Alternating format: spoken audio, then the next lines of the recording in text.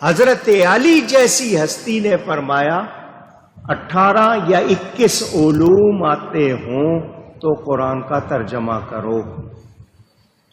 اب وہ 18 اور 21 علوم کے نام ان لوگوں سے پوچھوں, کوئی معلوم ہوا جی؟ کوئی کرکٹ کا کھلاڑی, کوئی گلوکار اچانک قرآن پڑھنا شروع کیا اور لوگوں کو پڑھانا شروع کر دیا. ان سے ان 18 یا 21 علوم کے نام پوچھوں تو وہ بھی نہیں آتے, اور شروع ہو گئے.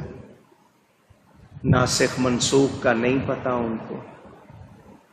ان کو نہیں معلوم کہ کون سی آیت کس کے بارے میں ہے, شان نزول کیا ہے, قرآن کا ظاہر بھی ہے باطن بھی ہے, وہ جانتے نہیں. شروع ہو گئے. وہ خود بھی گمراہ ہو رہے ہیں.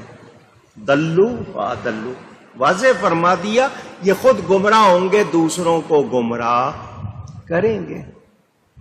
یہ اس لیے کہہ رہا ہوں کہ قرآن اترا, اس کو سیکھنا ہے. کسی شاعر کی شاعری بغیر استاد کے, بغیر شرح کے نہیں. اور قرآن کے لیے سمجھ رہے ہیں کہ نہیں جی ہم خود ہی پڑھ لیں, بس جو ہم نے سمجھ لیا سو سمجھ لیا. آج حضرت عمر رضی اللہ تعالی عنہ جیسا کوئی عالم ہوگا, آج پوچھ رہا ہوں, وہ حضور صلی اللہ علیہ وسلم سے سیکھ رہے ہیں قرآن.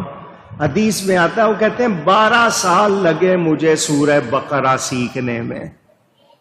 قرآن کی ایک سورت 2.5 پاروں میں کتنا عرصہ لگا؟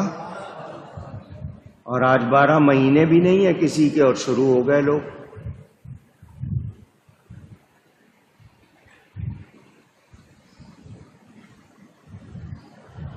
کچھ سمجھ آ رہی ہے بات آپ کو؟ کیا یہ واقعی ظلم نہیں کر رہے؟